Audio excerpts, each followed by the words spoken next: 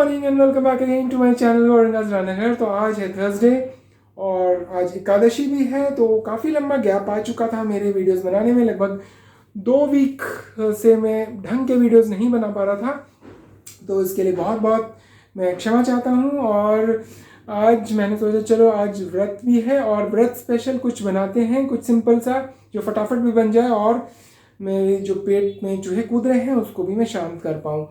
तो जो भी हम व्रत रखते हैं उसका भाव क्या होना चाहिए, वो भगवान के जो चरण कमल में है वो समर्पित होना चाहिए। ऐसा उद्देश्य से करना चाहिए कि जो जो सांसारिक वृत्तियां हैं हमारे अंदर, जो सांसारिक चीज़ों के प्रति आकर्षण है वो खत्म हो जाए और हमारे जो आसक्ति है वो भगवान के चरणों में लग पाए।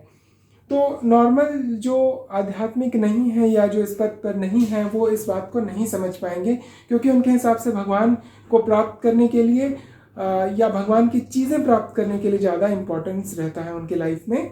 और व्रत भी यही करने सोच कर करते हैं कि हमें इस चीज़ की प्राप्ति होगी, उस चीज़ की प्राप्ति होगी, लेकिन हमें इस थॉट से एक ऊपर लेवल की ओर जाना चाहिए ताकि हम भगवान की ओर मुड़ पाएँ और एक अद्भुत आध्यात्मिक आनंद को प्राप्त कर सकें, जिसके परे कुछ भी नहीं है, जो जिसके परे ये छोटी छोटी चीज़ें जो गाड़ी बंगला मोटर और ये सारी सांसारिक चीज़ें, इन सब चीज़ का कोई मोल नहीं है। तो जब हम भगवान को भोग लगाते हैं तो भगवान हमें इसके बदले में क्या देते हैं? इसके बदले में हमें आध्यात्मिक सुख और आनंद देते हैं, जो कि इन सब सांसारिक वृत्तियों से परे होती है। तो जब भी हम भोग लगाते हैं भगवान को, तो भगवान उसको दृष्टिपात कर कर उसको भोग स्वीकार करते हैं और उसके बदले में हमें एक अद्भुत आनंद देते हैं, जो कि एक नॉर्मल सांसारिक जो जीव है वो नहीं समझ सकता। वो वही समझ सकता है, उस बात को अनुभव कर सकता है कि उसके बाद उसके लाइफ में जो चेंजेस आते हैं और एक अपार आनंद आता है जो कि हम एक्सप्लेन नहीं कर सकते इन वर्ड्स।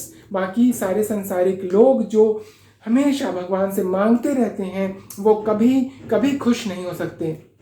तो मेरे आप सबसे ये रिक्वेस्ट है कि भगवान को आप भोग लगाएं।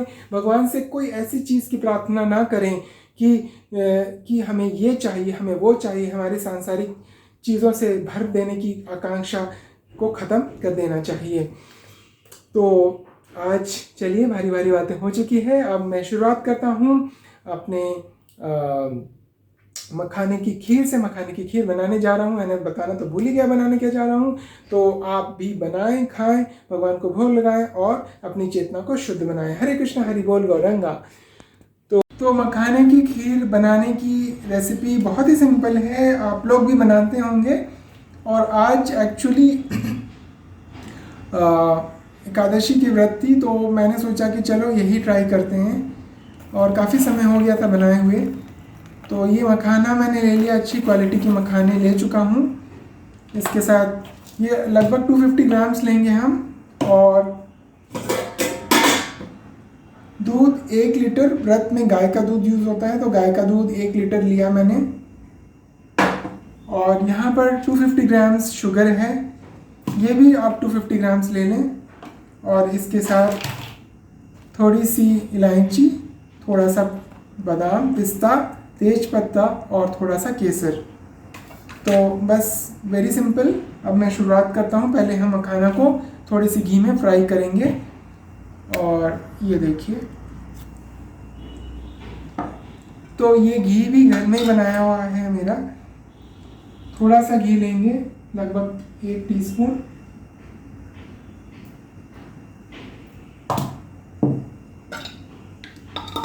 और स्लो आंच में मखाने को हम फ्राई कर लेंगे।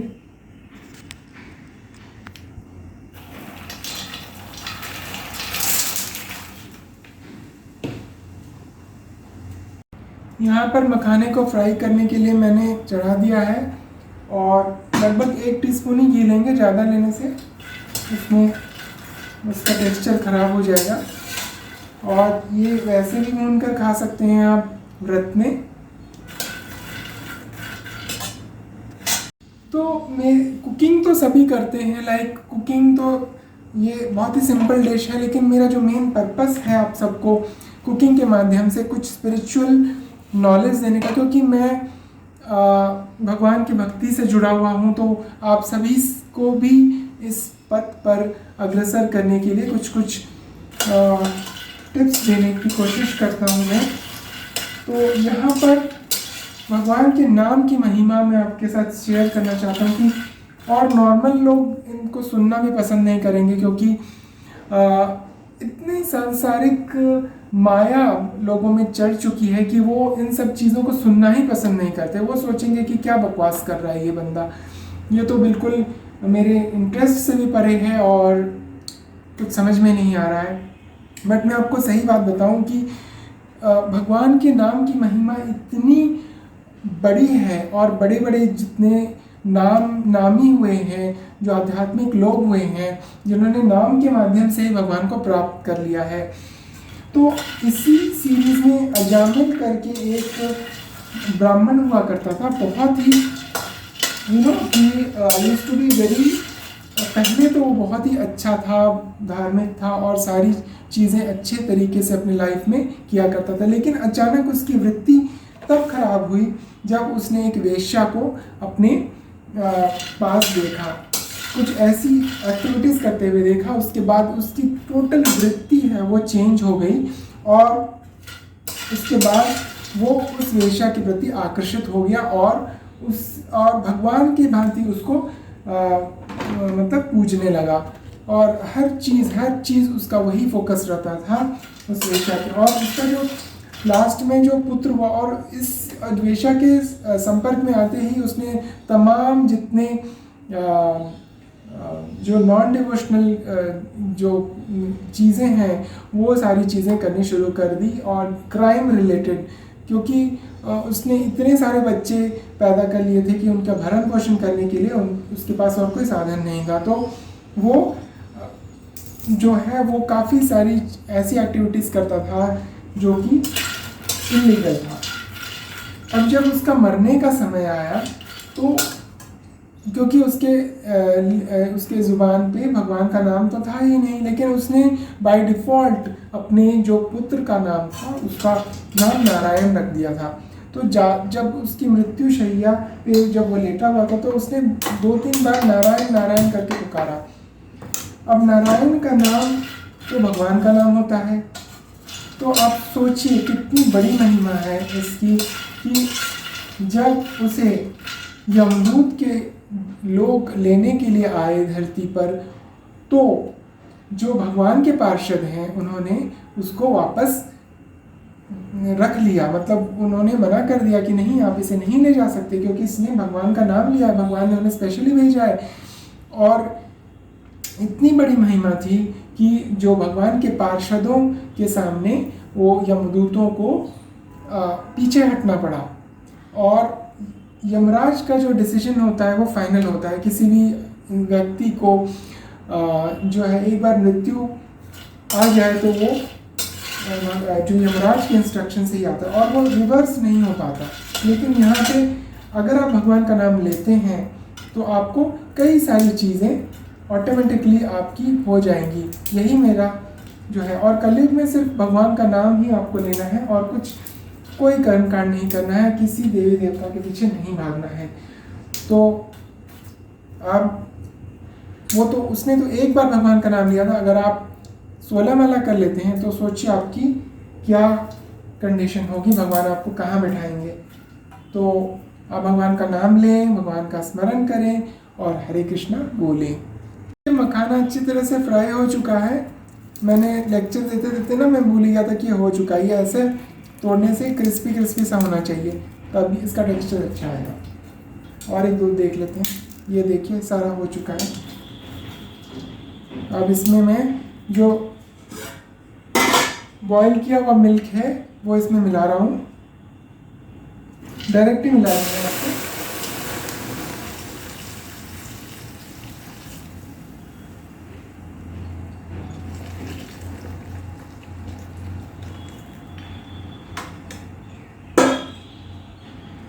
तो अब इस तरीके से इसमें मैंने डाल दिया है ये। अब इसको धीमे आंच में छोड़ देंगे, ताकि जब ये नरम हो जाए और धीरे धीरे थोड़ा थोड़ा क्रश भी करते जाएंगे। तो और इसमें मैं तेज पत्ता डाल देता हूँ। 2 तेज पत्ता मैंने डाल दिया है और थोड़ा सा केसर अभी डाल देंगे ताकि कलर प्रॉपर आ जाए इसमें।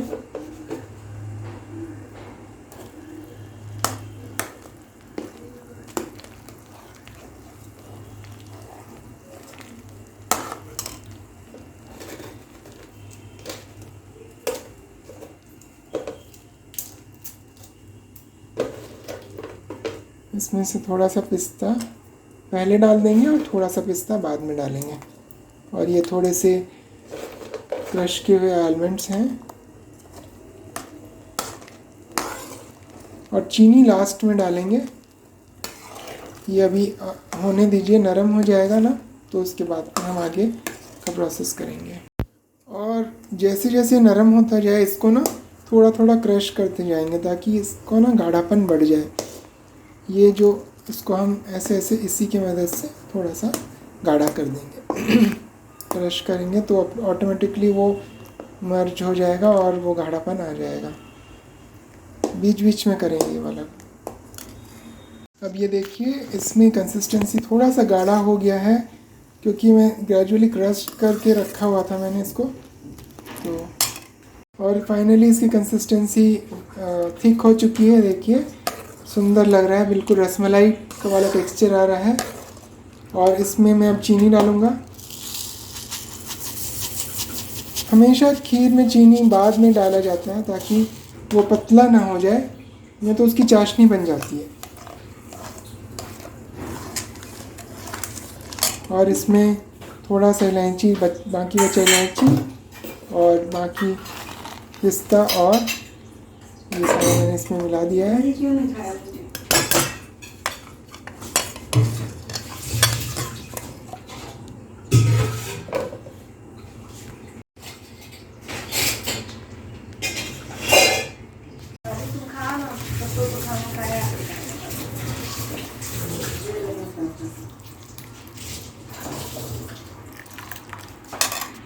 और ये सूखा हमने थोड़े से घी डालकर भूंजा और स्नैक्स की तरह हम खा सकते हैं। तो ये सुंदर सा लग रहा है।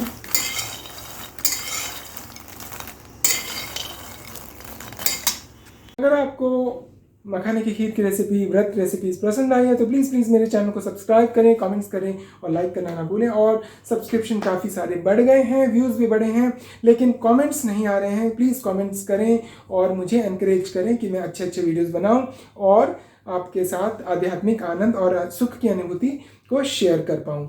हरे कृष्णा, हरि बोल।